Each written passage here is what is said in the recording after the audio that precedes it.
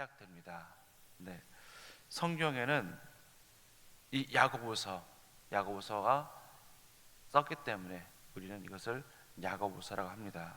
야고보서는 초대교회 지도자인 그 야고보가 로마 제국에 흩어져 있는 디아스포라, 그러니까 많이 흩어져 있는 그리스도인들에게 이 편지를 썼습니다.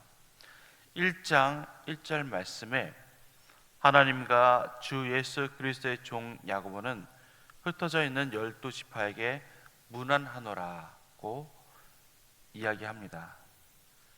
성경에는 이 야고보라는 인물이 신약성경에 4명이나 등장을 합니다. 첫 번째는 세베대의 아들 야고보입니다. 그는 예수님의 12제자 중 한 명이지요. 두 번째 알페오의 아들 야고보입니다. 그도 예수님의 제자 중에 한 명입니다. 그런데 그는 성경이 별로 많이 알려지지 않았습니다. 세 번째는 예수님의 형제 야고보입니다.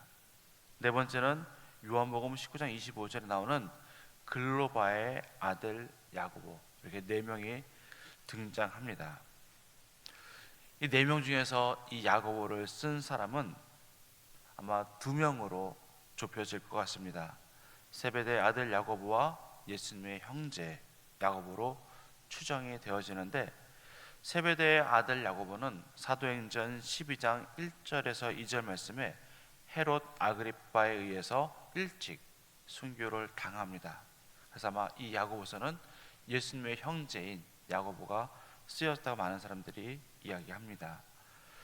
예수님의 형제 야고보는 처음에는 예수님을 믿지 않았습니다. 그러나 부활하신 예수님을 직접 목격한 후 그는 믿게 되었고, 이후에 그는 예루살렘 공회의 의장의 역할까지 하게 됩니다. 초대 예루살렘 교회 기둥 같은 인물이 된 것입니다. 스데반의 순교로 인해서 그리스도인들은 핍박에 의해서 여러 곳으로 흩어졌습니다. 거기서 생활을 하며 또 전도를 하게 됩니다.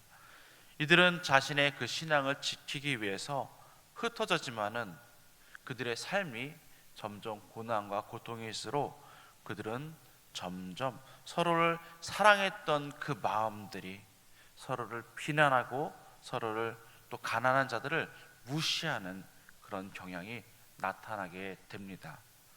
야고보는 이들에게 믿음의 실천을 철저히 하라고 강조하고 있습니다.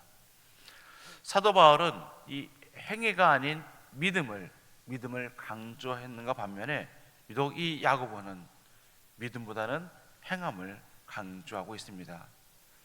이는 이들에게 믿음이 있다고 하지만은 이들의 믿음은 어떻게 보면은 껍데기인 그런 믿음에 불과하기 때문입니다. 오늘 이 말씀을 통해서 왜 행함을 강조하고 있는지 함께 나누고자 합니다. 예수님은 어떠한 분이실까요? 1장 22절 23절 말씀 함께 읽어보도록 하겠습니다. 1장 22절 23절 말씀입니다.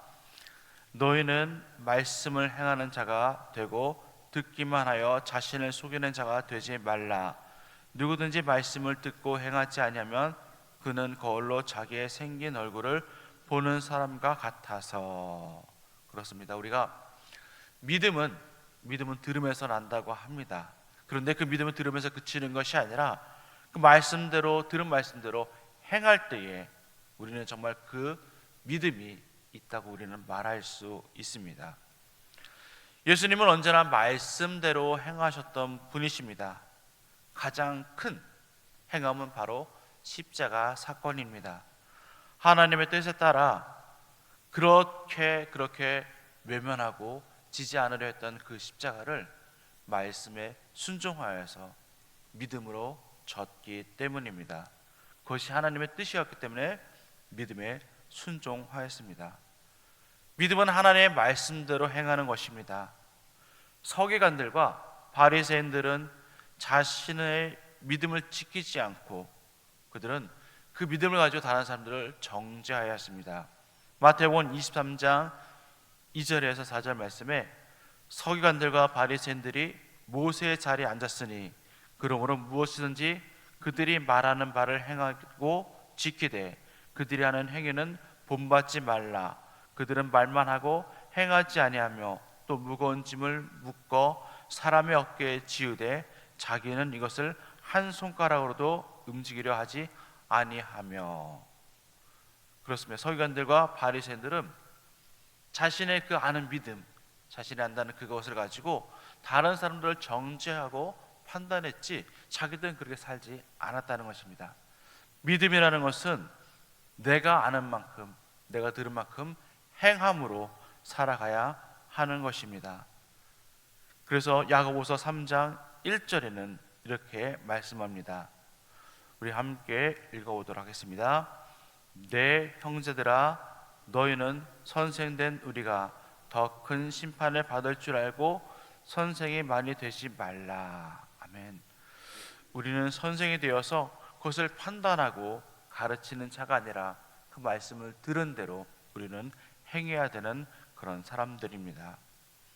두 번째, 예수님은 또 차별하지 않는 분이십니다. 예수님은 모든 사람의 죄를 용서해 주시기 위해 이 땅에 오신 분입니다. 그렇게 누구든지 차별하지 않으십니다. 그러나 야고보서 2장 2절에서 4절 말씀을 보면은 그들은 차별하는 모습을 볼 수 있습니다.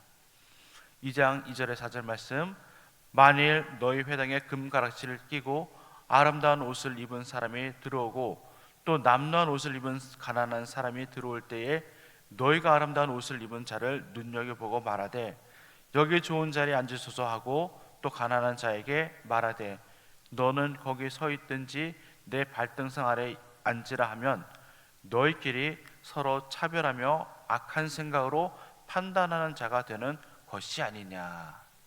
그렇습니다. 우리는 사람을 볼 때 먼저 외모를 보게 됩니다. 첫 인상이라는 것이 있는 것처럼 우리는 그 사람의 어떤 인상, 외모를 보고 그 사람에게 우리가 어떤 행동을 하게 됩니다. 이것은 사회에서뿐만 아니라 우리 교회에서도 마찬가지입니다. 사람의 외모를 보고 그 사람이 어떤지 이런지 우리는 지레 짐작합니다.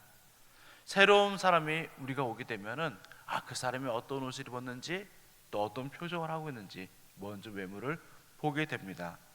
그리고 좋은 옷을 입은 사람이 있으면은 또 친해지기를 원하고, 또 새로 오신 분이 있는데 아이고 생김새도 좀 그렇고 인상도 별로 안 좋고 또 꾀째째하다 그러면은 그 사람들과 별로 잘 어울리려 하지도 않고 말도 인사도 하지 않습니다. 참 무관심하기 쉽습니다. 우리는 이 교회 안에서 세상의 기준으로 세상의 높고 낮음, 그 사람이 얼마나 잘났는지 못났는지, 얼마나 부자인지 가난한지로 보는 것이 아니어야 합니다. 이는 예수님께서 모든 사람을 위해서 십자가를 지셨기 때문입니다. 그 구속의 은혜가 돈 많은 사람에게는 적당하고 돈이 없는 사람, 가난한 사람들, 또 힘든 사람에게는 예외가 아니기 때문입니다. 예수님은 유대인들이 싫어하는 사람들, 세리들과 또 창기들과 죄인들과 함께 식사를 하시고 그들과 함께 하셨습니다. 그들도 구원받아야 할 자들이기 때문입니다. 우리 모두가 죄인이기 때문입니다. 우리가 보기에 누가 조금 더 죄인이고 누가 더 큰 죄인일 뿐이지 모두 죽어야 마땅할 죄인입니다.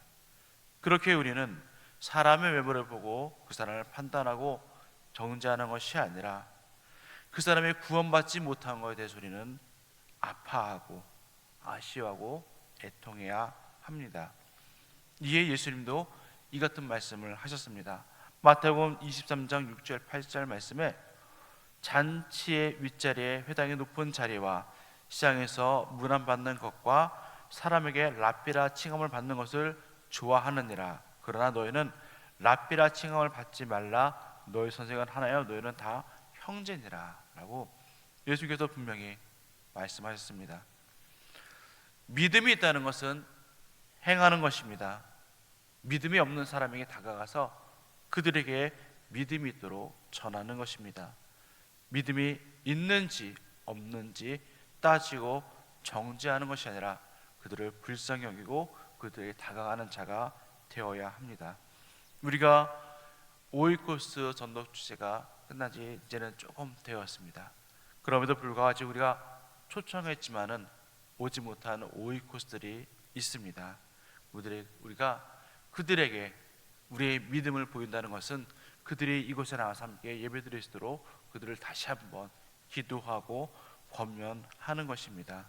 그래서 우리가 진정 믿음 있는 모습으로 살아가야 할 것입니다. 그래서 우리는 어떻게 살아가야 할까요? 우리는 먼저 우리의 혀를 다스릴 줄 알아야 합니다. 야고보서 3장 2절 말씀, 3장 2절 말씀 함께 읽겠습니다. 우리가 다 실수가 많으니 만일 말에 실수가 없는 자라면 곧 온전한 사람이라 능히 온몸도 굴레 씌우리라. 아멘. 우리는 믿음을 실천하는 자이어야 합니다. 그것을 말로써 행하는 자가 아니라 행동으로 옮김으로 그것을 보여야 합니다. 그래서 야고보서 2장 26절 말씀에는 영혼이 없는 몸이 죽은 것 같이 행함이 없는 믿음은 죽은 것이니라 라고 말씀하고 있습니다. 우리의 작은 혀가 사람을 살리기도 하고 죽이기도 합니다. 아무 뜻 없이 그냥 무심코 한 말이지만은 그것이 상대방에게는 큰 상처가 될 수 있습니다. 특히 행하지 않고 말로만 그 사람을 판단하고 이야기한다면은 그것은 너무나 위험한 일입니다. 하나님 외에는 누구도 판단할 수 없습니다. 그래서 야고보 3장 6절은 혀는 곧 불이요 불의 세계라 혀는 우리 지체 중에서 온몸을 더럽히고 삶의 수레바퀴를 불사르나니 그 사르는 것이 지옥불에서 나느니라. 아멘. 우리 혀가, 우리의 말이 우리의 삶을 통째로 태울 수 있다는 것입니다. 우리가 말을 하지 않고 그 믿음대로 행한다면은 우리의 혀는 실패가 없을 것입니다. 우리 요즘에 세상에서 살기가 얼마나 힘이 듭니까? 그런데 사람들이 힘든 6일을 보내고 우리 이 교회 공동체 안에 나왔을 때에 사람들에게 험담의 말을 듣고 정죄하는 말을 듣고 또 부정적인 이야기를 듣고 상처의 말을 듣는다면 누가 이 공동체에서 함께 신앙생활하기를 원하겠습니까? 우리 교회 공동체 안에서는 항상 서로를 위하고 세워주고 북돋아주고 함께 함으로써 사랑의 말을 전한다면 누구든지 다시 우리 공동체에 나와서 함께 신앙생활을 하기를 원하실 것입니다. 세상의 방식이 아닌 믿음의 공동체가 되어서 함께 서로의 사랑을 나누는 그런 저희 공동체가 되기를 간절히 소망합니다. 그래서 우리가 믿음으로 서로를 세워주고 위로해주고 말씀으로 격려하는 실제 믿음이 행동으로 살아가는 저와 여러분 되기를 간절히 소망합니다. 기도하겠습니다. 할렐루야. 참 좋으시